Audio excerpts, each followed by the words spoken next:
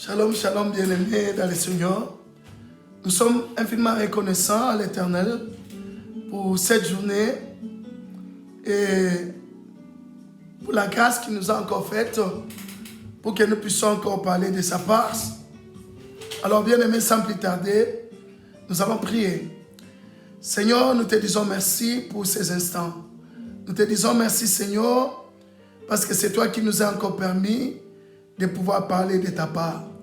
La Bible dit, c'est poussé par ton esprit que les hommes ont pu parler de ta part. Nous te prions, Yahweh, que toi-même tu parles au travers de nous. Et que le Saint-Esprit qui parle encore mieux puisse parler à quelqu'un qui est en train de nous suivre. Au nom de Jésus-Christ, nous t'avions ainsi prié et nous disons Amen. Bien-aimés, nous sommes très ravis de vous revoir. Merci pour avoir choisi notre chaîne et puis de nous suivre. Alors, sans plus tarder, bien-aimés, nous voulons parler d'un thème qui est très, très important ce jour. Et notre thème est que Jésus-Christ soit Seigneur de tout. Sinon, il n'est pas Seigneur de tout. Je répète, que Jésus-Christ soit Seigneur de tout, sinon, il n'est pas Seigneur de tout. Alors, bien-aimés, nous allons lire Jean chapitre 14 et nous allons lire le verset 30. La Bible dit ceci. Je ne parlerai plus guère avec vous, car le prince du monde vient. Il n'a rien à moi. Que Dieu soit loué. Bien-aimés, nous avons vu là, c'est le Seigneur Jésus qui dit à ses disciples que je ne parlerai plus guère avec vous, car le prince de ce monde vient, il n'a rien à moi. Alors, bien-aimés, nous avons dit que notre thème est que Jésus-Christ soit Seigneur de tout. Sinon, il n'est pas Seigneur de tout. Alors, bien-aimés, avant qu'on aille loin, je vais vous raconter une histoire. Il y avait un homme qui avait une maison. Et cet homme a crié au Seigneur. En croyant au Seigneur, cet homme continuait à être tourmenté par le diable, ainsi que ses adeptes. Alors, l'homme a commencé à se plaindre auprès du Seigneur. Il a dit, Seigneur Jésus, moi je croyais que si je crois en toi, et tout sera fini. Mais comment il y a des tourments, il y a des problèmes qui continuent, le diable ne cesse de me menacer. À tout moment, je me retrouve en train de faire ce que le diable veut que je fasse et non ta volonté. Et le Seigneur lui a révélé dans un songe, il lui a dit, regarde, tu as une maison, mais dans ta maison à toi, tu m'as donné une seule chambre.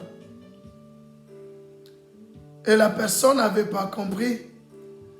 Il a dit, mais Seigneur, voilà pourquoi je suis en train de subir ces attaques, ces agressions démoniaques. Le Seigneur lui a dit, oui, parce que dans ta maison, tu m'as donné seulement une chambre et moi j'habite dans cette chambre. Le diable ouvre la porte, il entre dans d'autres chambres et dans d'autres pièces de la maison. Cette personne, cet homme, écoutant Jésus, il a dit, ah, si tel est le cas, Seigneur, maintenant je te donne toutes mes 4 chambres. Et le jour suivant, la personne a subi une autre attaque démoniaque. La personne s'est fâchée. Il est allé auprès du Seigneur, il a dit que non, Seigneur, dans ma maison maintenant, moi je t'ai donné 4 chambres. Et pourquoi le diable continue à me tourmenter? Mais je t'ai donné toutes les chambres de ma maison. Le Seigneur lui dit, oui, tu m'as donné 4 chambres, maintenant j'habite dans les 4 chambres de ta maison. Quand le diable arrive, il n'entre pas dans ces 4 chambres. Mais il y a encore des pièces dans ta maison que je ne suis pas maître. Et comment voulez-vous que j'aille intervenir là-bas? Parce que toi, tu m'as donné 4 chambres. C'est là où moi j'habite. C'est là où j'applique mon autorité. Ah, la personne maintenant a compris. Cette fois-ci, il a dit, Seigneur, je te donne toute ma maison. Alors, ayant donné toute la maison à Jésus, le diable est venu encore visiter cette personne. Mais cette fois-ci, le diable en venant, il trouve un nouveau propriétaire qui est Jésus-Christ de Nazareth. Et le diable ne pouvait pas entrer cette fois-ci, bien-aimé. Pourquoi? Parce que Jésus possédait maintenant toute la maison. Alors, c'est la même façon quand nous croyons au Seigneur. Bien-aimé, quand tu donnes ta vie au Seigneur, il ne faut pas donner ta vie à une partie et laisser une autre partie ne pas donner à Jésus. Il ne faut pas être un pied dedans et un pied dehors. Non. Si tu donnes réellement ta vie au Seigneur, tu dois donner ta vie dans toute son entièreté. Voilà pourquoi le Seigneur a dit, le prince de ce monde vient, mais il n'a rien à moi. Aussi longtemps que tu auras quelque chose de l'ennemi, même si tu es chrétien, ce n'est que cette chose qui donnera accès à l'ennemi. Tu peux dire que tu es chrétien, mais jusqu'à aujourd'hui tu te fâches. La colère n'est pas de Dieu. Tu peux dire que tu es chrétien, jusqu'à aujourd'hui tu as la haine dans toi. La haine n'est pas de Dieu. Voilà, à cause de ce qui est resté là, à cause de cette haine, à cause de cette jalousie qui habite encore en toi, bien-aimé, c'est une porte qui s'ouvre pour l'ennemi. Voilà pourquoi le Seigneur avait dit que le prince de ce monde vient, mais il n'a rien à moi.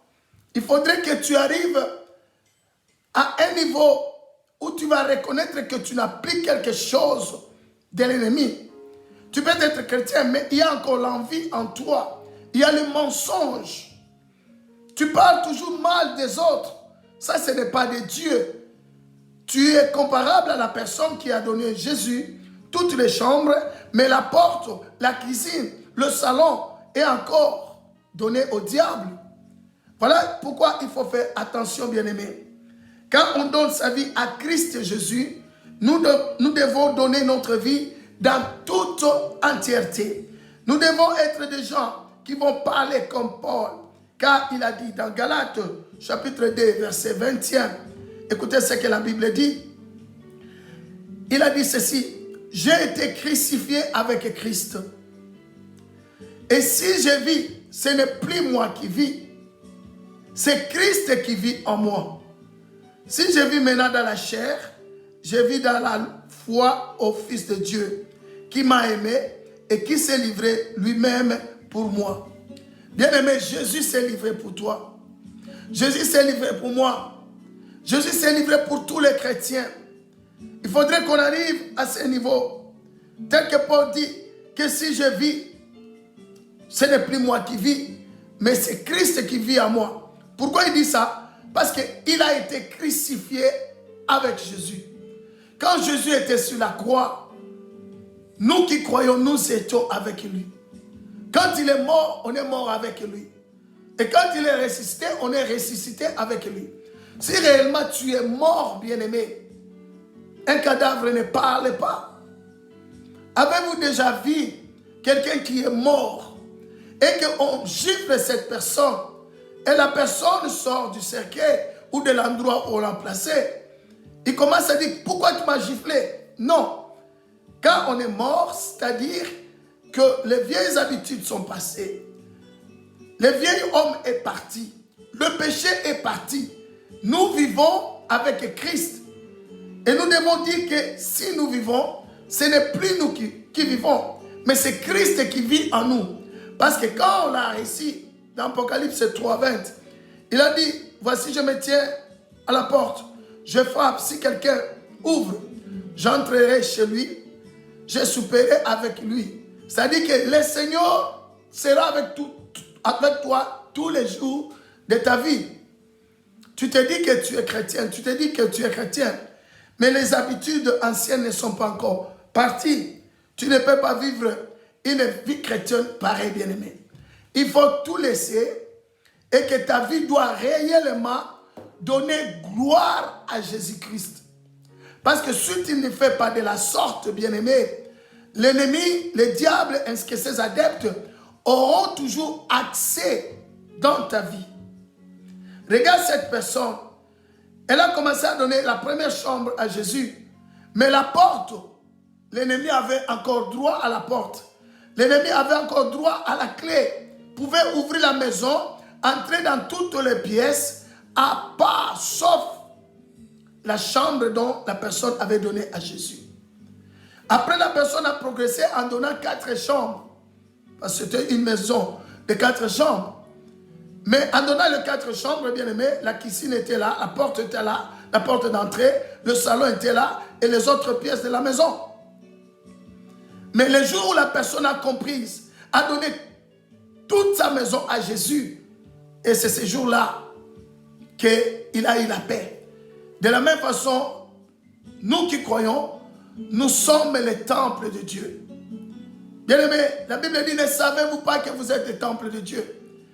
Étant donné que tu es un chrétien, une chrétienne, donne ta vie dans toute son entièreté, donne cette vie à Jésus.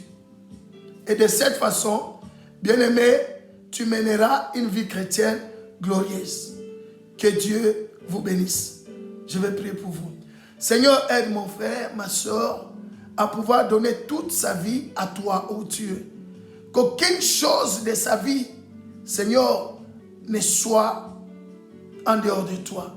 Ses pensées, son âme, sa conscience, son corps, son esprit, en toi Jésus.